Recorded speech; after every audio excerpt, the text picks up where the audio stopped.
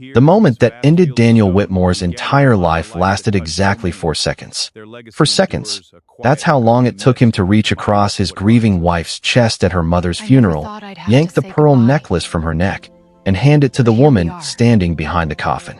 The woman he had been sleeping with for 11 months. He did it in front of 200 people. He did it while his wife, Claire, was still crying. And he smiled when he did it. Not a nervous smile. Not an accident.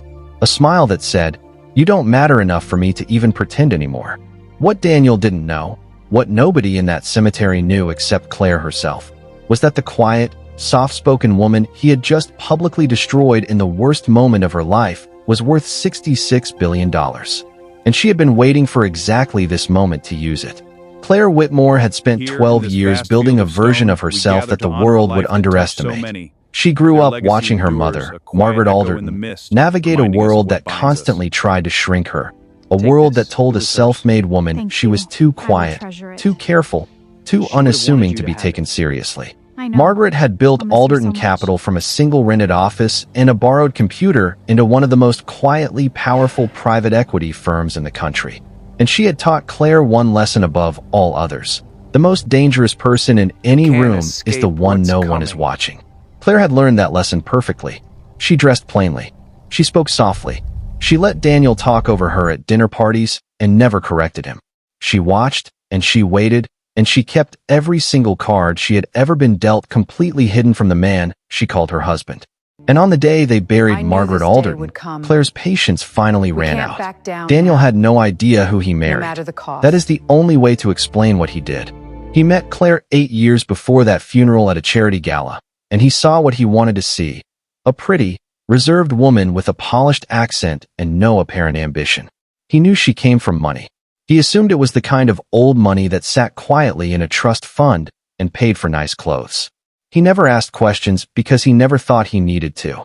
He was a commercial real estate developer with a good portfolio and an ego that had never been properly challenged, and he assumed that made him the most important person in any room he entered, including the room of his own marriage.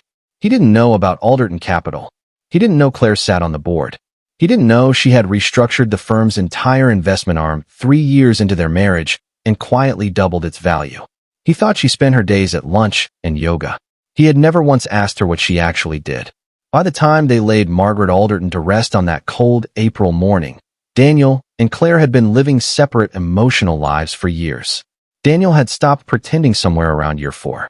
He took calls he didn't explain. He traveled without details. He came home late and never apologized. And Claire had watched all of it with the kind of calm that people mistake for weakness, but is actually something much more deliberate. She had been building her exit for 18 months before the funeral.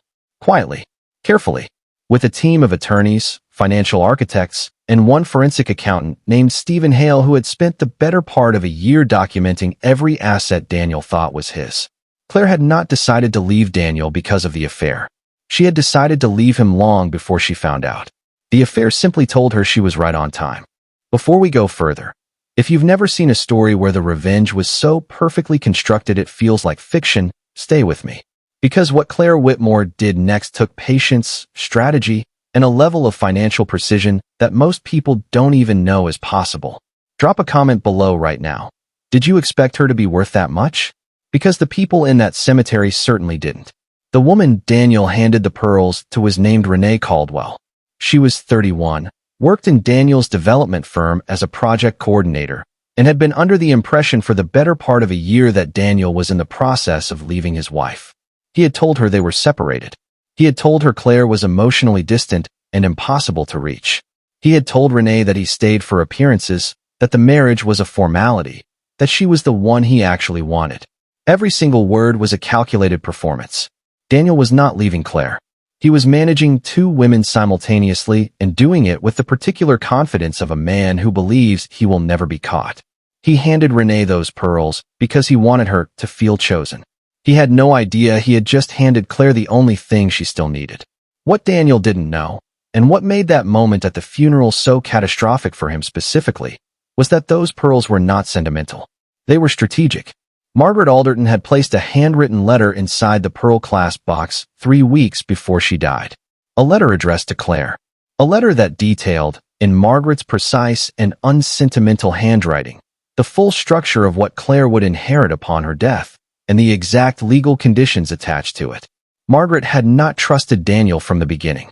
She had watched him for years, said nothing to Claire directly, and instead built a legal architecture so tight that the inheritance could not be touched by a spouse under any marital asset claim, provided certain conditions were met. The primary condition was simple. Claire had to have already initiated divorce proceedings before the estate transferred. Margaret had given her daughter a gift wrapped in a deadline, and Claire had filed the papers 17 days before the funeral. The morning after the burial, Daniel woke up to 3 things arriving at his home simultaneously. The first was a certified letter from a law firm he didn't recognize, Hargrove, Leland & Associates, informing him that his wife had initiated divorce proceedings and that a temporary financial restraining order had been placed on all jointly held assets pending court review. The second was a phone call from his own business attorney, who had received a separate filing indicating that the commercial property Daniel had listed as personal collateral on a recent development loan had been flagged for a title discrepancy that required immediate legal review. The third was a hand-delivered envelope containing a single card. No law firm logo, no return address, just Claire's handwriting. It said, "I've known for 14 months. I've been preparing for 22. I hope Renee enjoys the pearls. They're the last valuable thing you'll have given anyone." Daniel called Claire 11 times that morning. She didn't answer once. She was already in a conference room on the 42nd floor of a building in Midtown Manhattan, sitting across from her legal team, her financial team, and Stephen Hale, who had by that point compiled a 400-page document cataloging every financial maneuver Daniel had made during their marriage that could be challenged under marital asset law. Daniel had, at various points over their 8 years, used joint accounts to fund his development projects without disclosure. He had transferred funds between entities in ways that his own accountants had flagged and he had ignored. He had, in short, been sloppy in the way that men who never expect consequences tend to be sloppy. And Claire's team had documented all of it with the kind of specificity that makes judges pay very close attention. This is the part of the story I want you to sit with for a moment. Claire did not do any of this out of anger. She was not operating from a place of hurt or reaction. Every single move she made from the day she decided to leave Daniel was cold, logical, and perfectly sequenced. She had inherited her mother's discipline completely. She grieved her marriage privately, alone, in a way that left no evidence and asked nothing of anyone. And then she went to work. The woman Daniel had dismissed as decorative had spent 22 months constructing a legal and financial response so thorough that his attorneys, when they finally reviewed the full scope of what she had filed, asked Daniel privately if he had any idea who his wife actually was. He said he thought he did. They told him he did not. What happened in the months that followed the divorce filing reshaped Daniel Whitmore's world at the foundation. The title discrepancy on his commercial property turned out to be significant. A documentation error from 5 years prior that, combined with the financial restraining order and the discovery process of the divorce, froze 3 of his active development projects. His investors grew nervous. 2 of them pulled out of a pending deal entirely. His credit lines tightened. The confident, expansion mode developer who had walked into that funeral with a stolen pearl necklace was now spending his mornings in his attorney's office instead of on construction sites. Renee Caldwell, for her part, had quietly ended contact with him within 2 weeks of the funeral. She had not known he was still married in any real sense. When she understood the full picture, she walked away without a word. Daniel found himself alone in the exact landscape he had constructed, and it was considerably smaller than he expected. Claire settled the divorce 13 months after filing. The terms were not disclosed publicly, but people who knew both of them said afterward that Daniel had come out of it holding significantly less than he walked in with, and that the settlement had been negotiated with a precision that left his attorneys with very little room to maneuver.